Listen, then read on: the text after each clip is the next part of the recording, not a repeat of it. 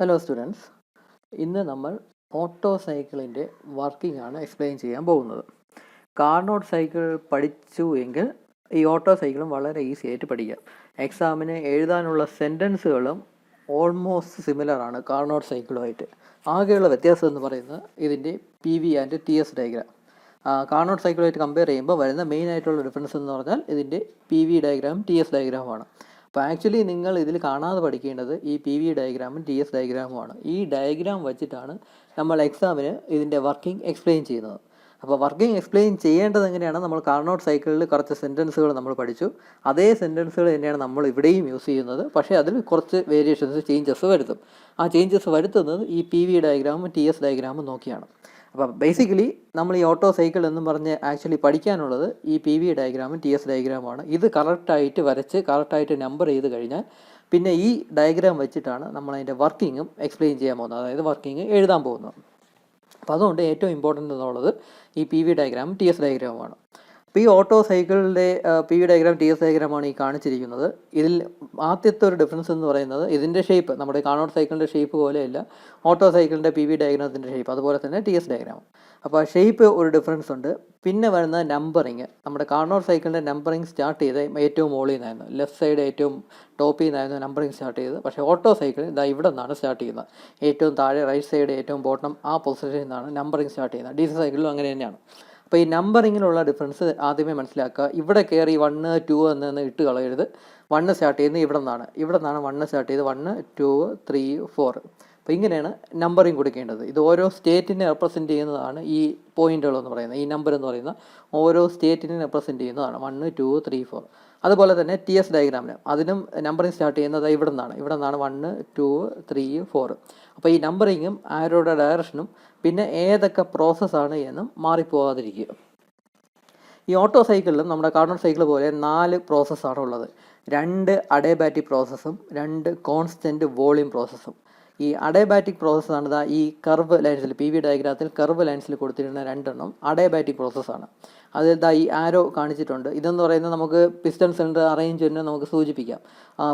ഇത് പിസ്റ്റൺ ഈ പോയിന്റിൽ നിന്ന് ഈ പോയിന്റ് വരെ മൂവ് ചെയ്യും എന്നൊക്കെ നമുക്ക് പറയാം. ഇതുപോലെ തന്നെ ഔട്ടർ ഡെഡ് സെൻറ്ററും ഇന്നർ ഡെഡ് സെൻറ്ററും അവ എക്സ്ട്രീം റൈറ്റിൽ നിന്ന് എക്സ്ട്രീം ലെഫ്റ്റ് വരെയുള്ള പൊസിഷനാണ് ഇതെന്നൊക്കെ പറയാം. ഈ പോയിന്റിൽ നിന്ന് ഈ പോയിന്റ് വരെ ആയിരിക്കും പിസ്റ്റൺ മൂവ് ചെയ്യുന്നത്. അപ്പോൾ അത് കാണിക്കാനാണ് ഈ ആരോയും കൂടെ കൊടുത്തിരിക്കുന്നതെന്ന് നമുക്ക് വേണമെങ്കിൽ പറയാം.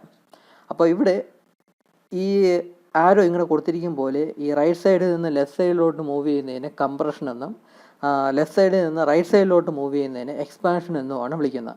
അത് ഫിഗറിൽ നിന്ന് തന്നെ മനസ്സിലാക്കാം. ഇതാണ് ഇന്നർ എൻഡ് എന്ന് പറയുന്നത്. ഈ പിസ്റ്റൺ ഈ റൈറ്റ് സൈഡിലായിരിക്കും. റൈറ്റിൽ നിന്ന് ലെഫ്റ്റിലോട്ട് മൂവ് ചെയ്യുന്നതിന് കംപ്രഷൻ എന്നും ലെഫ്റ്റ് എൻഡിൽ നിന്ന് റൈറ്റ് സൈഡിലോട്ട് മൂവ് ചെയ്യുന്നതിന് എക്സ്പാൻഷൻ എന്നും നമ്മൾ പറയും. അതുപോലെ തന്നെയാണ് ഇവിടെയും വരുന്നത്. അപ്പോൾ അതാണ് ഈ ആരോയും കാണിച്ചിരിക്കുന്നത്. ഈ കർവ് എന്ന് പറയുന്നത് അഡയബാറ്റിക് കംപ്രഷൻ പ്രോസസ്സാണ്. അഡയബാറ്റിക് കംപ്രഷൻ പ്രോസസ്സ് എന്ന് പറയാൻ കാര്യം റൈറ്റ് സൈഡിൽ നിന്ന് ലെഫ്റ്റ് സൈഡിലോട്ട് മൂവ് ചെയ്യുകയാണ്. ഇതേപോലെ പിസ്റ്റൺസിൻ്റെ അറേഞ്ച്മെൻറ്റിൽ മൂവ് ചെയ്യും പോലെ റൈറ്റ് സൈഡിൽ നിന്ന് ലെഫ്റ്റ് സൈഡിലോട്ട് മൂവ് ചെയ്യുകയാണ്. അതുകൊണ്ട് തന്നെ കംപ്രഷൻ എന്ന് പറയും. ഇതെന്ന് പറയുന്നത് ലെഫ്റ്റ് സൈഡിൽ നിന്ന് റൈറ്റ് സൈഡിലോട്ട് മൂവ് ചെയ്യുകയാണ്. അപ്പോൾ അതുകൊണ്ട് തന്നെ എക്സ്പാൻഷൻ പ്രോസസ്സ് എന്ന് പറയും. അത് അഡയബാറ്റിക് എക്സ്പാൻഷൻ പ്രോസസ്സാണ്. അങ്ങനെ ഈ 2 പ്രോസസ്സുണ്ട്. അഡയബാറ്റിക് പ്രോസസ്സ് വഴിയാണ് എക്സ്പാൻഷനും കംപ്രഷനും നടക്കുന്നത്. പിന്നെ 2 പ്രോസസ്സ് എന്ന് പറയുന്നത് കോൺസ്റ്റൻറ്റ് വോളിയം പ്രോസസ്സാണ്. കോൺസ്റ്റൻറ്റ് വോളിയം പ്രോസസ്സ് ആയതുകൊണ്ടാണ് ഇതിയുടെ വെർട്ടിക്കൽ ലൈൻ PV ഡയഗ്രാമത്തിൽ വെർട്ടിക്കൽ ലൈനായിട്ട് കാണിച്ചിരിക്കുന്നത്. അതായത് വോളിയം ചേഞ്ച് ചെയ്യുന്നില്ല. ഇപ്പോൾ ഈ പ്രോസസ്സ് 2, 3 എന്ന് പറയുന്ന പ്രോസസ്സ്, അതിൻ്റെ 2 എന്ന സ്റ്റേറ്റിലും 3 എന്ന സ്റ്റേറ്റിലും വോളിയം എന്ന് പറയുന്നത് സെയിം ആണ്. അപ്പോൾ അതുകൊണ്ടാണ് കോൺസ്റ്റൻറ്റ് വോളിയം പ്രോസസ്സ് എന്ന് പറയുന്നത്. അപ്പോൾ ഇതും ഒരു കോൺസ്റ്റൻറ്റ് വോളിയം പ്രോസസ്സാണ്, ഇതും ഒരു കോൺസ്റ്റൻറ്റ് വോളിയം പ്രോസസ്സാണ്. അങ്ങനെ 2 കോൺസ്റ്റൻറ്റ് വോളിയം പ്രോസസ്സും 2 അഡയബാറ്റിക് പ്രോസസ്സും ചേർന്നതാണ് നമ്മുടെ ഓട്ടോ സൈക്കിൾ എന്ന് പറയുന്നത്. അപ്പോൾ അതിൻ്റെ PVയും TS ഡയഗ്രാമുമാണ് നമ്മൾ ബേസിക്കലി കാണാതെ പഠിക്കേണ്ടത്. ഇനി ഇതിൻ്റെ വർക്കിംഗ് ഞാൻ പറയാം. ഇതിൻ്റെ വർക്കിങ്ങും കാർനോട്ട് സൈക്കിളിൻ്റെ വർക്കിംഗ് പോലെ തന്നെയാണ്. ഏകദേശം സിമിലർ കൺസെപ്റ്റ് തന്നെയാണ് ഈ ഓട്ടോ സൈക്കിളിനും. പക്ഷേ പ്രോസസ്സൊക്കെ മാറുമെന്നേ ഉള്ളൂ. ഇതിലാണെങ്കിൽ കാർനോട്ട് സൈക്കിളിനാണെങ്കിൽ ഐസോതെർമൽ പ്രോസസ്സൊക്കെ ഉണ്ട്.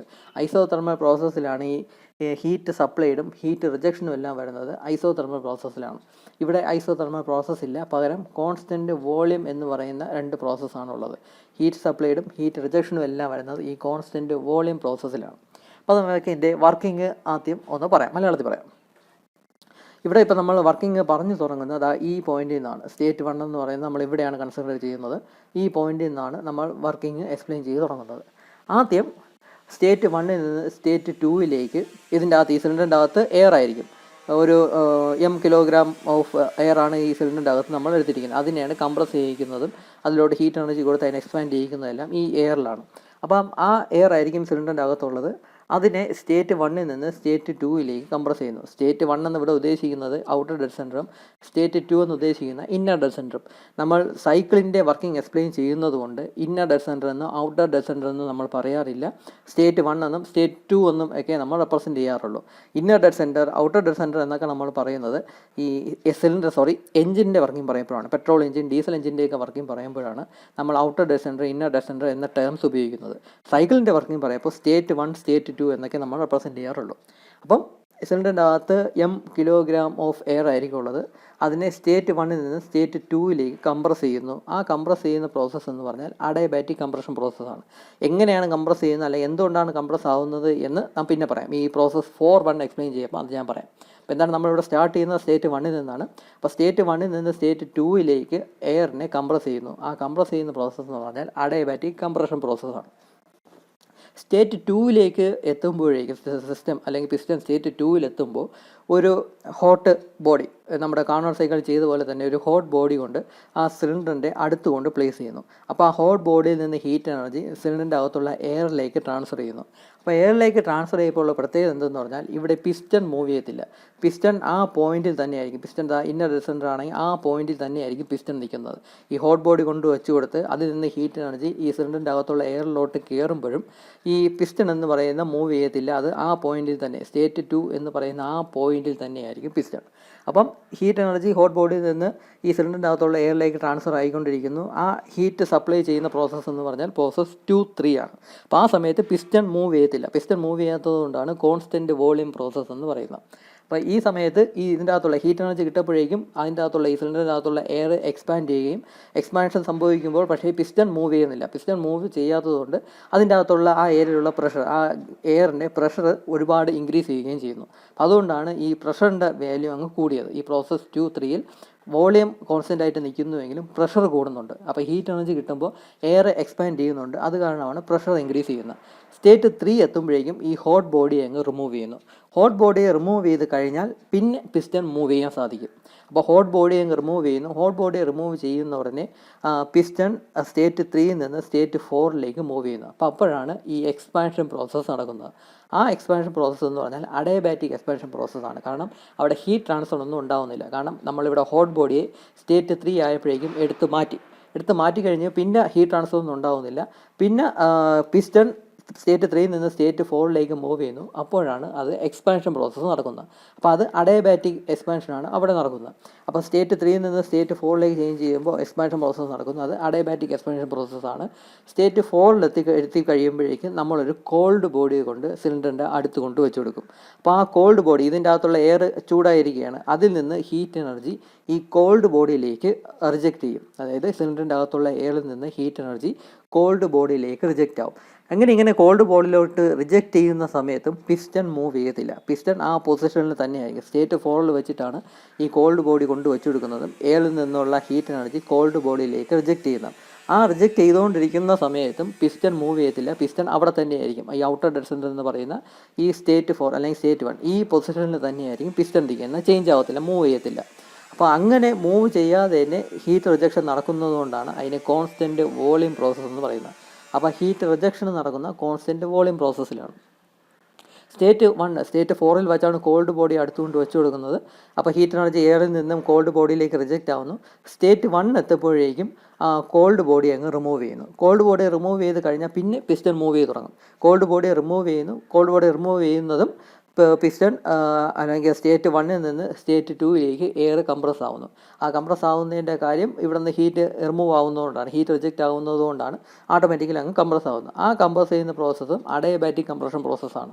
കാരണം അവിടെ ഹീറ്റ് ട്രാൻസ്ഫർ ഒന്നും ഉണ്ടാവുന്നില്ല. അപ്പോൾ അതുകൊണ്ട് അതിന് അഡയബാറ്റിക് കംപ്രഷൻ പ്രോസസ്സ് എന്ന് പറയും. അപ്പോൾ സ്റ്റേറ്റ് 4 എത്തുമ്പോൾ കോൾഡ് ബോഡി കൊണ്ട് വെച്ച് കൊടുക്കുന്നു. ഹീറ്റ് എനർജി സിലിണ്ടറിൻ്റെ അകത്തുള്ള എയറിൽ നിന്ന് ഹീറ്റ് എനർജി ഈ കോൾഡ് ബോഡിയിലേക്ക് റിജക്റ്റ് ആവുന്നു. ആ സമയത്ത് പിസ്റ്റൺ മൂവ് ചെയ്യുന്നില്ല. അപ്പോൾ അതുകൊണ്ട് അതിന് കോൺസ്റ്റൻറ്റ് വോളിയം പ്രോസസ്സ് എന്ന് പറയുന്നു. സ്റ്റേറ്റ് 1 എത്തുമ്പോഴേക്കും കോൾഡ് ബോഡിയെ റിമൂവ് ചെയ്യുന്നു. അതിനുശേഷം പിസ്റ്റൺ സ്റ്റേറ്റ് 1 നിന്ന് സ്റ്റേറ്റ് 2 കംപ്രസ് ആവുകയും അതിനെ അഡിയാബാറ്റിക് കംപ്രഷൻ പ്രോസസ്സ് എന്ന് പറയുകയും ചെയ്യും. ഈ ഒരു സൈക്കിൾ ഇങ്ങനെ സർക്കുലേറ്റ് ചെയ്യുക, അല്ലെങ്കിൽ സൈക്കിൾ പോലെ ഇങ്ങനെ റിപ്പീറ്റ് ചെയ്തുകൊണ്ടിരിക്കും. അപ്പോൾ ഇങ്ങനെ ഇവിടെ സ്റ്റേറ്റ് 1 ഇനിഷ്യൽ സ്റ്റേറ്റ് തന്നെ എത്തിച്ചേർന്നു. എവിടെ നിന്നാണോ സ്റ്റാർട്ട് ചെയ്തത് അവിടെ തന്നെ ഇനിഷ്യൽ സ്റ്റേറ്റിൽ തന്നെ എത്തിച്ചേർന്നു അവസാനം. അപ്പോൾ അതുകൊണ്ടാണ് അതിനെ സൈക്കിൾ എന്ന് പറയുന്നത്. അപ്പോൾ ഇതാണ് ഓട്ടോ സൈക്കിളിൻ്റെ വർക്കിംഗ് എന്ന് പറയുന്നത്. ഞാൻ ഒന്നും കൂടെ എക്സ്പ്ലെയിൻ ചെയ്യാം. ആദ്യം സ്റ്റേറ്റ് 1 നിന്ന് സ്റ്റേറ്റ് 2 എയർ കംപ്രസ് ചെയ്യുന്നു. അതിനെ അഡിയാബാറ്റിക് കംപ്രഷൻ പ്രോസസ്സ് എന്ന് പറയുന്നു. സ്റ്റേറ്റ് 2 വെച്ച് ഒരു ഹോട്ട് ബോഡിയെ സിലിണ്ടറിൻ്റെ അടുത്ത് കൊണ്ട് വെച്ച് കൊടുക്കുകയും ഹോട്ട് ബോഡിയിൽ നിന്ന് ഹീറ്റ് എനർജി സിലിണ്ടറിൻ്റെ അകത്തുള്ള എയറിലേക്ക് ട്രാൻസ്ഫർ ചെയ്യുകയും ചെയ്യുന്നു. അപ്പോൾ ആ സമയത്ത് പിസ്റ്റൺ മൂവ് ചെയ്യുന്നില്ല. അതുകൊണ്ട് അതിനെ കോൺസ്റ്റൻറ്റ് വോളിയം പ്രോസസ്സ് എന്ന് പറയുന്നു. അപ്പോൾ ഇതിൻ്റെ അകത്തുള്ള എയറിൻ്റെ പ്രഷർ ഇൻക്രീസ് ആവും. ഹീറ്റ് എനർജി റിസീവ് ചെയ്യുന്നതുകൊണ്ട് അത് എയർ എക്സ്പാൻഡ് ചെയ്യുകയും പ്രഷർ ഇൻക്രീസ് ചെയ്യുകയും ചെയ്യുന്നു. സ്റ്റേറ്റ് 3 എത്തുമ്പോഴേക്കും ഹോട്ട് ബോഡി റിമൂവ് ചെയ്യുന്നു. റിമൂവ് ചെയ്ത് കഴിയുമ്പോഴേക്കും പിസ്റ്റൺ മൂവ് ചെയ്യുന്നു, പുറത്തോട്ട് മൂവ് ചെയ്യുന്നു, എക്സ്പാൻഷൻ പ്രോസസ്സ് നടക്കുന്നു. സ്റ്റേറ്റ് 3 നിന്ന് സ്റ്റേറ്റ് 4 എക്സ്പാൻഷൻ പ്രോസസ്സ് നടക്കുന്നു. അത് അഡിയാബാറ്റിക് എക്സ്പാൻഷൻ പ്രോസസ്സ് എന്ന് പറയുന്നു. സ്റ്റേറ്റ് 4 എത്തുമ്പോഴേക്കും ഒരു കോൾഡ് ബോഡിയെ സിലിണ്ടറിൻ്റെ അടുത്ത് കൊണ്ട് വെച്ച് കൊടുക്കുന്നു. സിലിണ്ടറിൻ്റെ അകത്തുള്ള എയറിൽ നിന്ന് ഹീറ്റ് എനർജി കോൾഡ് ബോഡിയിലേക്ക് റിജക്റ്റ് ചെയ്യുന്നു. ഈ റിജക്റ്റ് ചെയ്യുന്ന സമയത്തും പിസ്റ്റൺ മൂവ് ചെയ്യുന്നില്ല. അപ്പോൾ അതുകൊണ്ട് അതിനെ കോൺസ്റ്റൻറ്റ് വോളിയം പ്രോസസ്സായിട്ട് പറയുന്നു. പ്രോസസ്സ് 4-1 അതാണ് ഹീറ്റ് റിജക്ഷൻ പ്രോസസ്സ്. അത് കോൺസ്റ്റൻറ്റ് വോളിയത്തിലായിരിക്കും. സ്റ്റേറ്റ് 1 എത്തുമ്പോഴേക്കും ഈ കോൾഡ് ബോഡി റിമൂവ് ചെയ്യും. ബാക്കി എക്സ്പാൻഷൻ പ്രോസസ്, ബാക്കി കംപ്രഷൻ, കോൾഡ് ബോഡി റിമൂവ് ചെയ്യുന്നതോടെ ഈ പിസ്റ്റൺ മൂവ് ചെയ്ത് തുടങ്ങും. ആ പിസ്റ്റൺ സ്റ്റേറ്റ് 1 നിന്ന് സ്റ്റേറ്റ് 2 ചേഞ്ച് ആവുകയും ചെയ്യും, മൂവ് ചെയ്യുകയും ചെയ്യും. അപ്പോൾ അതിന് വീണ്ടും അഡിയാബാറ്റിക് കംപ്രഷൻ പ്രോസസ്സ് എന്ന് പറയും. അപ്പോൾ ഇങ്ങനെ 4 പ്രോസസ്സാണ് ഈ ഓട്ടോ സൈക്കിളിലുള്ളത്. ഇവിടെ ഹീറ്റ് സപ്ലൈ ചെയ്യുന്ന പ്രോസസ്സ് ഏതാണ്? ഈ പ്രോസസ്സ് 2-3 ആണ് ഹീറ്റ് സപ്ലൈ ചെയ്യുന്ന പ്രോസസ്സ്. സ്റ്റേറ്റ് 2 എത്തുമ്പോഴാണ് ഹോട്ട് ബോഡിയെ കൊണ്ട് വെച്ചെടുക്കുന്നതും ഹീറ്റ് എനർജി എയറിൻ്റെ അകത്തേക്ക്, സിലിണ്ടറിൻ്റെ അകത്തുള്ള എയറിലേക്ക് ട്രാൻസ്ഫർ ചെയ്യുന്നതും. അത് പ്രോസസ്സ് 2-3 ആണ്. അതാണ് ഹീറ്റ് സപ്ലൈഡ് പ്രോസസ്സ് എന്ന് പറയുന്നത്. അതിൽ എത്ര എമൗണ്ട് ഹീറ്റ് സപ്ലൈ ചെയ്തു എന്ന് എങ്ങനെ കണ്ടുപിടിക്കാം? അതിൻ്റെ ഫോമുലയാണ് ഇവിടെ കൊടുത്തിരിക്കുന്നത്. നമ്മുടെ കോൺസ്റ്റൻറ്റ് വോളിയം പ്രോസസ്സിൽ, നമ്മൾ തിയറി പഠിച്ചപ്പോൾ കോൺസ്റ്റൻറ്റ് വോളിയം പ്രോസസ്സിൽ ഹീറ്റ് സപ്ലൈഡിൻ്റെ ഫോമുല എന്താണ് നമ്മൾ പഠിച്ചു? MCV × T2 - T1 എന്ന ഫോമുലയാണ് പഠിച്ചത്. അത് T2 - T1 എന്നുള്ളത് പ്രോസസ്സ് 1-2 ആണ്. പക്ഷേ ഇവിടെ എന്ന് പറയുന്നത് പ്രോസസ്സ് 2-3 ആണ്. അപ്പോൾ അതുകൊണ്ട് നമ്മൾ ഈ ഫോമുലയെ ഇങ്ങനെ റേറ്റ് ചെയ്യുന്നു, MCV × T3 - T2 എന്ന് എഴുതുന്നു. ഇവിടെ ഒന്നും ചെയ്യുന്നില്ല. ഹയർ ടെമ്പറേച്ചർ ഏതാണോ അത് ആദ്യം എഴുതി എന്നേ ഉള്ളൂ. ഇവിടെ ഈ TS ഡയഗ്രം നോക്കുമ്പോൾ മനസ്സിലാവും, T3 ആണ് ഹയർ ടെമ്പറേച്ചർ. T3 ആണ് ഏറ്റവും കൂടുതൽ. അത് കഴിഞ്ഞ് T2 വരും, പിന്നെ T4 വരും. ഏറ്റവും കുറവ് T1 എന്ന് പറഞ്ഞാൽ സ്റ്റേറ്റ് 1 ടെമ്പറേച്ചറാണ് ഏറ്റവും കുറവ്. അത് ഈ TS ഡയഗ്രം നോക്കുമ്പോൾ മനസ്സിലാവാം. അപ്പോൾ ഇവിടെ T3 T2 വരുമ്പം ഏറ്റവും ആദ്യം T3 എഴുതും. വലിയ വാല്യൂ ഏതാണ്, ടെമ്പറേച്ചർ വലിയ വാല്യൂ ഏതാണോ അത് ആദ്യം എഴുതുന്നു എന്ന് മാത്രമേ ഉള്ളൂ. അപ്പോൾ അതാണ് ഹീറ്റ് സപ്ലൈഡിൻ്റെ ഫോമുല എന്ന് പറയുന്നത്, MCV × T2 - T1. ഇവിടെ T2 - T1 വരാൻ കാര്യം പ്രോസസ്സ് 2-3 ആണ് പ്രോസസ്സ് എന്ന് പറയുന്നത്, ഹീറ്റ് സപ്ലൈ ചെയ്യുന്ന പ്രോസസ്സ്. ഹീറ്റ് റിജക്റ്റ് ചെയ്യുന്ന പ്രോസസ്സ് ഏതാണ്? ഹീറ്റ് റിജക്റ്റ് ചെയ്യുന്ന പ്രോസസ്സ് എന്ന് പറഞ്ഞാൽ ഈ 4-1 എന്ന പ്രോസസ്സാണ് ഹീറ്റ് റിജക്റ്റ് ചെയ്യുന്നത്. ഈ സ്റ്റേറ്റ് 4 എത്തുമ്പോഴാണ് കോൾഡ് ബോഡി കൊണ്ട് വെച്ചു കൊടുക്കുന്നതും എയറിൽ നിന്നുള്ള ഹീറ്റ് എനർജി കോൾഡ് ബോഡിയിലേക്ക് റിജക്റ്റ് ചെയ്യുന്നത്. അപ്പോൾ ഹീറ്റ് റിജക്ഷൻ പ്രോസസ്സ് എന്ന് പറഞ്ഞാൽ പ്രോസസ്സ് 4-1 ആണ്. അതൊരു കോൺസ്റ്റൻറ്റ് വോളിയം പ്രോസസ്സാണ്. ഈ കോൺസ്റ്റൻറ്റ് വോളിയം പ്രോസസ്സിൻ്റെ ഇക്വേഷൻ, നമ്മുടെ ഹീറ്റ് സപ്ലൈഡിൻ്റെ സെയിം ഇക്വേഷൻ തന്നെയാണ് ഹീറ്റ് റിജക്ഷനും യൂസ് ചെയ്യുന്നത്. അതിൻ്റെയും ബേസ് ഇക്വേഷൻ എന്ന് പറഞ്ഞാൽ MCV × T2 - T1 ആണ്. ഇവിടെ പ്രോസസ്സ് എന്ന് പറയുന്ന പ്രോസസ്സ് 4-1 ആണ്. അപ്പോൾ അതുകൊണ്ട് അതിനെ റിലേറ്റ് ചെയ്യുന്നു, MCV × T4 - T1 എന്നാക്കുന്നു. ഇവിടെയും ഹയർ ടെമ്പറേച്ചർ ഏതാണോ അത് ആദ്യം എഴുതി എന്നേ ഉള്ളൂ. T4 ആദ്യം എഴുതി എന്നേ ഉള്ളൂ. T4 ആണ് ഹയർ വാല്യൂ. T1 കൂടിയ ടെമ്പറേച്ചറാണ് T4. അപ്പോൾ അതുകൊണ്ട് അത് ആദ്യം എഴുതി എന്നേ ഉള്ളൂ. അപ്പോൾ ഹീറ്റ് റിജക്ഷൻ്റെ ഫോമുല എന്ന് പറയുന്നത്, നമ്മുടെ ഓട്ടോ സൈക്കിളിൽ ഹീറ്റ് റിജക്ഷൻ്റെ ഫോമുല എന്ന് പറയുന്നത് MCV × T4 - T1. T4 - T1 വരാൻ കാര്യം 4-1 ആണ് ഹീറ്റ് റിജക്ഷൻ്റെ പ്രോസസ്സ് എന്ന് പറയുന്നത്. അപ്പോൾ ഇതാണ് ഓട്ടോ സൈക്കിളിൻ്റെ വർക്കിംഗ് എന്ന് പറയുന്നത്. അപ്പോൾ ഇതിൻ്റെ വർക്കിംഗ് എഴുതാനായിട്ട് നിങ്ങൾക്ക് ബേസിക്കലി പഠിച്ചിരിക്കേണ്ടത് ഈ PV ഡയഗ്രാം, TS ഡയഗ്രാം, അത് കറക്റ്റായിട്ട് എഴുതുകയാണ്. കറക്റ്റായിട്ട് വരച്ചു കഴിഞ്ഞാൽ പിന്നെ അതിനെ ബേസ് ചെയ്താണ് നമ്മൾ ഇതിൻ്റെ വർക്കിംഗ് എഴുതാൻ പോകുന്നത്. എക്സാമിന് വർക്കിംഗ് എഴുതാൻ പോകുന്നത് ഈ PV ആൻഡ് TS ഡയഗ്രാം വെച്ചിട്ടാണ്. അപ്പോൾ ഇതിൻ്റെ വർക്കിംഗ് എന്താണ് എഴുതേണ്ടതെന്ന് ഞാൻ ഇപ്പോൾ പറയാം. ഈ ആദ്യം മനസ്സിലാക്കേണ്ടത്, നമ്മുടെ ഈ ഓട്ടോ സൈക്കിൾ എന്ന് പറഞ്ഞാൽ പെട്രോൾ എഞ്ചിൻ്റെ ബേസിക് വർക്കിംഗ് പ്രിൻസിപ്പിളാണ് ഓട്ടോ സൈക്കിൾ എന്ന് പറയുന്നത്. പെട്രോൾ എഞ്ചിനെ നമ്മൾ സ്പാർക്ക് ഇഗ്നിഷൻ എഞ്ചിൻ എന്നും പറയും. അതിലാണ് സ്പാർക്ക് പ്ലഗ് ഉള്ളത്. സ്പാർക്ക് പ്ലഗ് എന്നൊക്കെ കേട്ടുവാണല്ലോ. സ്പാർക്ക് ഇഗ്നിഷൻ എഞ്ചിൻ എന്നും പെട്രോൾ എഞ്ചിനെ നമ്മൾ പറയാറുണ്ട്. പെട്രോൾ എഞ്ചിൻ്റെ വർക്കിംഗ് നമ്മൾ പഠിക്കുമ്പം എന്താണ് സ്പാർക്ക് ഇഗ്നിഷൻ എന്നൊക്കെ നമുക്ക് പറയാം. അത് പെട്രോൾ എഞ്ചിൻ്റെ വർക്കിംഗ് പഠിക്കുമ്പോൾ നമുക്ക് എക്സ്പ്ലെയിൻ ചെയ്യാം. എന്തായാലും നിങ്ങൾ മനസ്സിലാക്കേണ്ടത് ഓട്ടോ സൈക്കിളാണ് സ്പാർക്ക് ഇഗ്നിഷൻ എഞ്ചിൻ്റെ വർക്കിംഗ് പ്രിൻസിപ്പിൾ എന്ന് പറയുന്നത് ഓട്ടോ സൈക്കിൾ. ഡീസൽ എഞ്ചിൻ്റെ വർക്കിംഗ് പ്രിൻസിപ്പിൾ എന്ന് പറയുന്നത് ഡീസൽ സൈക്കിളാണ്. അത് ഡീസൽ എഞ്ചിൻ്റെ. പെട്രോൾ എഞ്ചിൻ്റെ വർക്കിംഗ് പ്രിൻസിപ്പിൾ എന്ന് പറയുന്നത് പെട്രോൾ സൈക്കിൾ അല്ല, ഓട്ടോ സൈക്കിൾ എന്നാണ് നമ്മൾ പഠിക്കേണ്ടത്. അതല്ല പെട്രോൾ സൈക്കിൾ എന്ന് പറയുന്ന ഒരു സൈക്കിളില്ല. അപ്പോൾ പെട്രോൾ എഞ്ചിൻ്റെ വർക്കിംഗ് എന്ന് പറയുന്നത് ഓട്ടോ സൈക്കിൾ ബേസ് ചെയ്താണ്. അപ്പോൾ ഇതിൻ്റെ വർക്കിംഗ് എക്സ്പ്ലെയിൻ ചെയ്യാനായിട്ടുള്ള സെൻറ്റൻസുകൾ നമ്മുടെ ടെക്സ്റ്റ് ബുക്കിലുണ്ട്. എന്നാലും ഞാനൊന്ന് പറയാം. ആദ്യം, auto cycle is the theoretical cycle of spark ignition engine. നിങ്ങൾക്ക് സ്പാർക്ക് ഇഗ്നീഷൻ എന്നോ അല്ലെങ്കിൽ പെട്രോൾ എഞ്ചിൻ എന്നോ നിങ്ങൾക്ക് എഴുതാം. Auto cycle is the working principle of spark ignition engine. This auto cycle consist of 4 processes, namely 2 adiabatic processes and 2 constant volume processes. In this cycle, expansion and compression takes place adiabatically and heat is supplied and rejected at constant volume process. അപ്പം expansion and compression takes place adiabatically, heat is supplied and rejected at constant volume process. എന്നിട്ട് P V and T S diagram are drawn below എന്ന് നിങ്ങൾ എഴുതുക. എന്നിട്ട് ഈ 2 ഫിഗറും വരച്ചു വയ്ക്കുക. എന്നിട്ട് പിന്നെ എഴുതാനുള്ളത്, consider a cylinder containing m kilogram of air. Consider a cylinder containing m kilogram of air.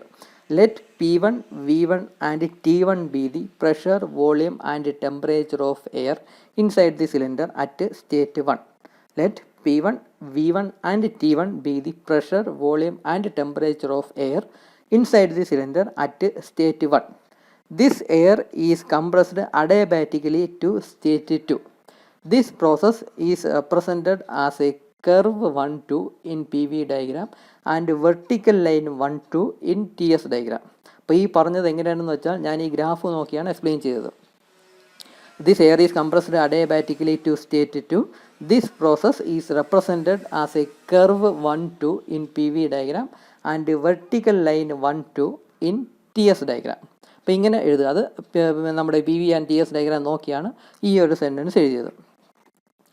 Now a cold body at state 2, a cold body is placed near the cylinder and heat energy from the hot body, cold body allalo, at state 2 a hot body is placed near the cylinder and heat from the hot body is transferred to the air inside the cylinder at constant volume.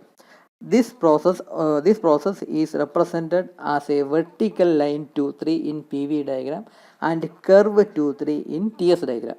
അപ്പോൾ പറഞ്ഞതെന്ന് വെച്ചാൽ at state 2 a hot body is placed near the cylinder and heat from the hot body is transferred to the air inside the cylinder at constant volume. This process is represented as a vertical line 2-3 in PV diagram and curve 2-3 in TS diagram. At state 3, this hot body is removed and the air is allowed to expand adiabatically till state 4. At state 3, this hot body is removed and the air is allowed to expand adiabatically till state 4. This process is shown as a curve 3-4 in PV diagram and vertical line 3-4 in TS diagram. At state 4, a cold body is placed near the cylinder and heat energy from the air is rejected to the cold body at constant volume.